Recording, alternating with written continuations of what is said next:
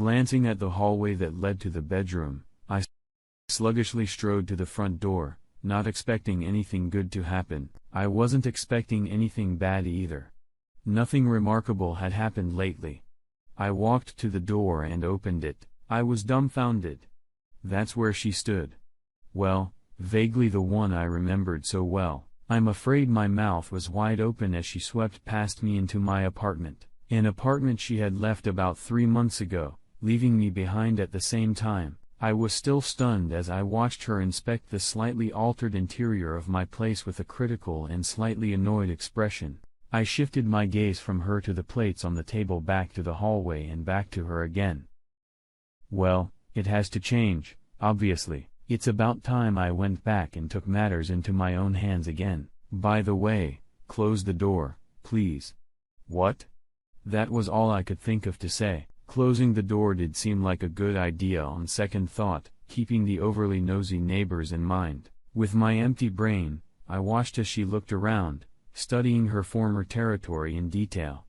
Oh my God, did you pick out those pillows? What? Okay.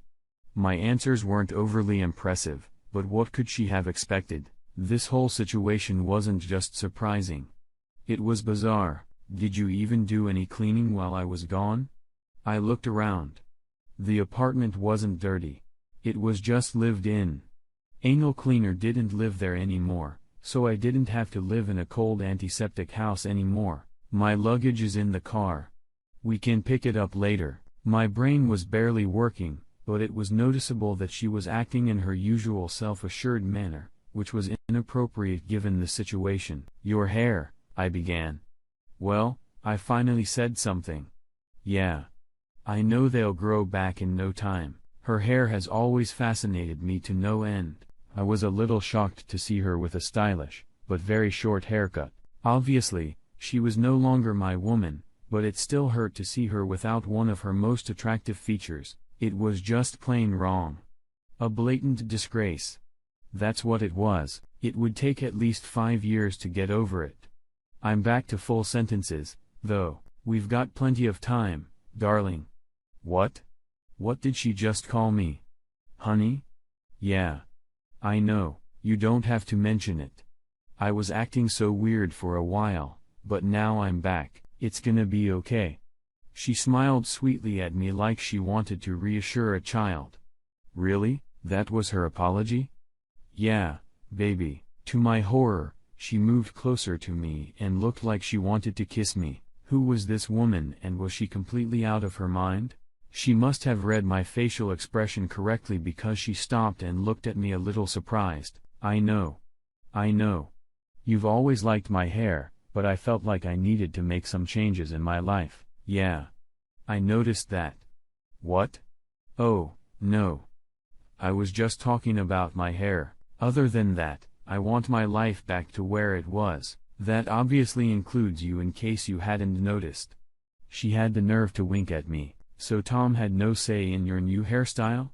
She wrinkled her nose slightly. Tom is forever in the past. Wow.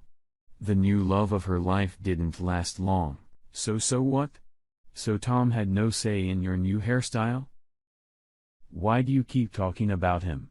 He was fired and blacklisted when Parker's contract went away. He's ruined. He's in the past. He was a mistake, and I dumped him. I nodded. I'd heard about some of his professional failures. Yeah. Just like you dumped me. I know, but now I'm back for good. It's going to be oh so good. I just know it, baby. My gaze shifted back to her. So Tom had no say in your new hairstyle. She looked a little indignant at my persistence, but probably realized she couldn't avoid answering. Cruel bitch or not, she wasn't the type to lie. Maybe he was in favor of it, so it was his idea. Maybe it was. I don't remember. What does it matter now? He marked you, maybe for me, maybe not, but he definitely marked you. Honey, it doesn't matter at all. Her voice was unusually soft, short hair, friendly voice, almost apologetic, maybe even a little unsure now. Standing in front of me was some new version of my ex. She seemed to gather her wits and suddenly started rubbing the strap of her dress. What is she doing? She stopped working on her closet, obviously, having come up with some idea, and pulled her phone out of her purse. She fiddled with it for a while, and then my speakers obeyed her will, turning on one of her playlists. Of course, she still had full access to everything after living here for years, and I was too dumb to change any passwords. I guess I was in a daze. I watched her strange behavior without commenting in any way. After setting up some background music, she started dancing. Well, if you could call what she was doing dancing. She had never really been into dancing and avoided it whenever possible.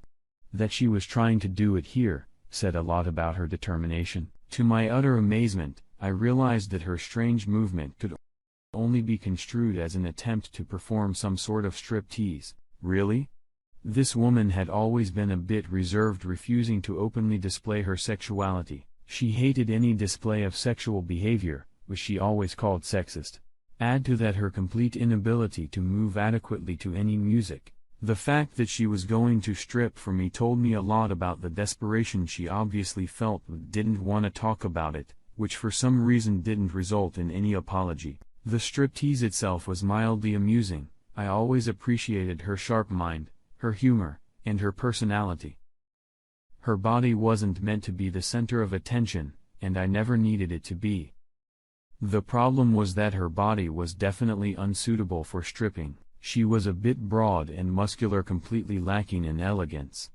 Her movements were jerky and clumsy. The whole thing was awkward, and I had to try not to offend her by laughing. I mean, it would have been entirely within my right to hurt her after what she'd done to me, but that wasn't my behavior. It was a difficult situation for both of us, and I tried to make it a little easier by at least showing interest in what she was doing. Her actions had no effect on the distribution of blood in my lower body.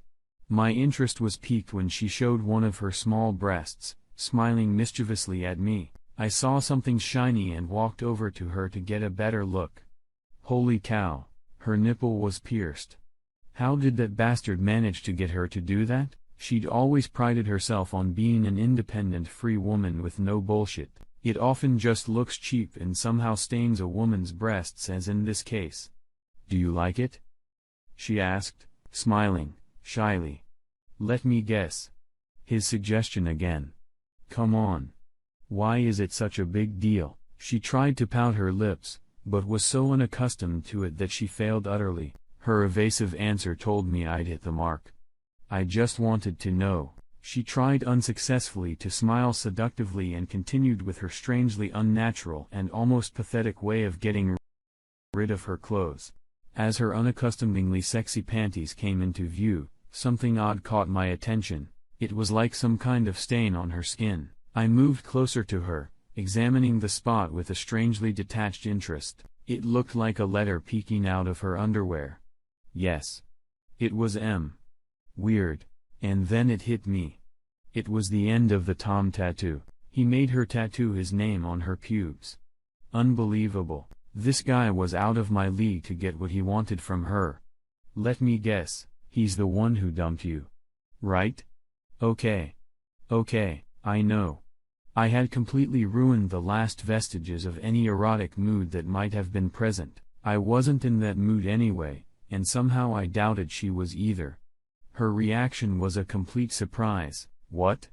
It was nice not to be the only one who was confused. Think about it. He seduced you and took you away from me. He convinced you to abandon me in cold blood and insult me in presence. He made you cut your hair short because he knew I liked long hair. He marked you with piercings. He marks you with a tattoo of his name on your pubes. Then he dumps you and sends you back to me. Maybe it was never about you. I think he just wanted to beat me. If I take you back, I'll be reminded of what he did for a very long time, possibly forever. Tom and I have hated each other since elementary school. The best outcome for him would be for me to take you back and constantly realize that he was able to take and permanently mark my woman. Honey. To my surprise, she was close to tears. Surprisingly, I had rarely seen her so emotional. I don't think I had ever seen her cry before. Tenderness such as honey was also unheard of until today. Why didn't you bother removing that damn tattoo before you came back? Now she actually looked a little remorseful, which was also quite unusual. I thought about it. The problem was the color. He chose it, and it's proving to be quite difficult to remove, and I'm afraid it's going to scar. It's a really sensitive area. It would seriously interfere with any sexual pleasure if there were scars there. She was worried about her own sexual experience. Wasn't she thinking about how the sight of this tattoo would affect my sexuality? Are you pregnant? Shocked. She was completely shocked. Then the tears started. How did you know?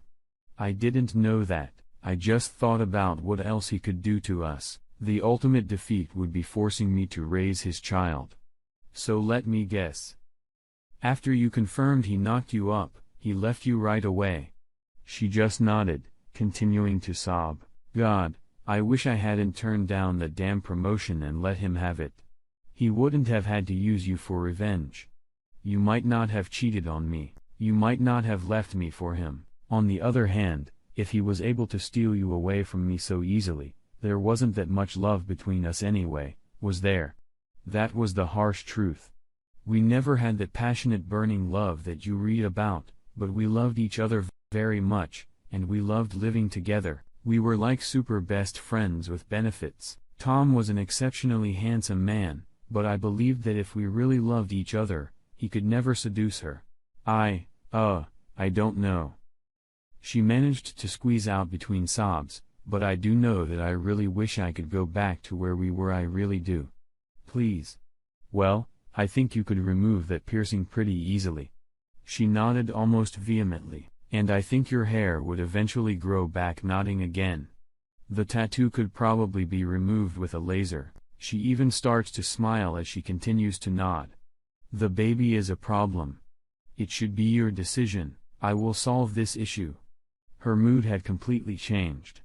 She was almost euphoric now. I'm not getting involved in this. So I think all his marks on your body can be removed. Yes. Yes, they will be removed. The problem is the marks in my mind. What? You left me for him in cold blood.